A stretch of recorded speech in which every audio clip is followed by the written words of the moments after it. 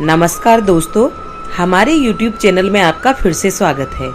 आज मैं आपको महाभारत के महान पराक्रमी योद्धा एकलव्य के बारे में बताऊंगी कि कैसे उन्होंने गुरु दक्षिणा में गुरु द्रोण को अपना अंगूठा काट कर दिया था।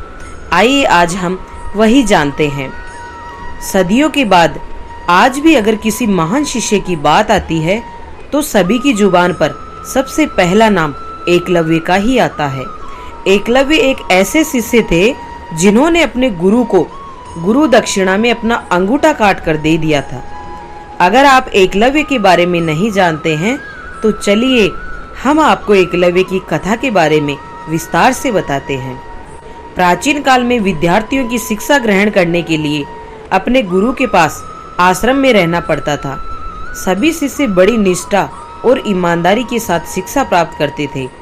उस समय ब्राह्मणों और क्षत्रियों के अलावा किसी को भी शिक्षा नहीं दी जाती थी। जब श्रृंगवेरपुर में निषाद राज हिरण्यधनु की रानी सुलेखा ने एक पुत्र को जन्म दिया जिसका नाम अभिद्युम्न रखा गया। बचपन में वह अभय के नाम से जाना जाता था। बचपन में जब अभय शिक्षा के लिए अपने कुल के गुरुकुल में गया तो अस्त्र शस्त्र विद्या में बालक की लगन और एक निष्ठता को देखते हुए गुरु ने बालक को एकलव्य नाम से संबोधित किया। एकलव्य को अपनी धनुर्विद्या से संतुष्टि न थी, इस कारण उसने धनुर्विद्या की उच्च शिक्षा प्राप्त करने के लिए उस समय धनुर्विद्या में दक्ष गुरु द्रोण के पास जाने का फैसला किया।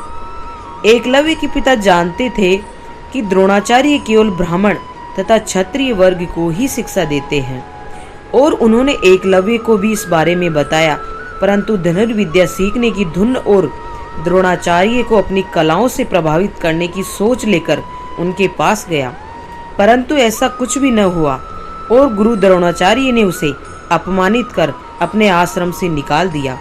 एकलव्य इस बात से तनिक भी आहत नहीं हुआ और उसने वहीं जंगल में रहकर धनुर्विद्या प्राप्त करने की ठान ली।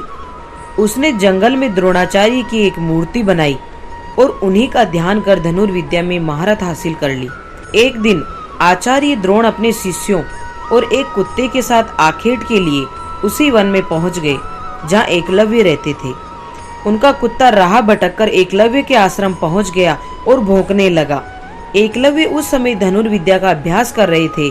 कुत्ते के भौंकने की आवाज से एकलव्य की साधना में बाधा पड़ रही थी, अतः उसने ऐसे बाण चलाए कि कुत्ते को जरा सी खरोंच भी नहीं आई और कुत्ते का मुंह भी बंद हो गया। कुत्ता ऐसा ही होकर गुरु द्रोण के पास जा पहुंचा। गुरु द्रोण ऐसी श्रेष्ठ धनुर्विद्या देख आश्चर्य में पड़ गए। वे उस महान धनुर्धर को खोजते खोजते एकलव्य के आश्रम पहुंचे और देखा कि एकलव्य ऐसे बाण चला रहा है जो कोई चोटी का योद्धा भी नहीं चला सकता। ऐसे बात द्रोणाचार्य के लिए चिंता का विषय बन गई। उन्होंने एकलव्य से उसके गुरु के बारे में जानने की जिज्ञासा दिखाई तो एकलव्य ने उन्हें वो प्रतिमा दिखा दी। उन्हें यह जानकर और भी आश्चर्य हुआ कि द्रोणाचार्य को मानस गुरु मानकर एकलव्य ने स्वयं ही अभ्यास से ये विद्या प्राप्त की है। अपनी प्रतिमा को देख आचार्य द्रोण ने कहा कि अगर तुम मुझे ही अपना गुरु मानते हो तो मुझे गुरु दक्षिणा दो। एकलव्य ने अपने प्राण तक देने की बात कर दी।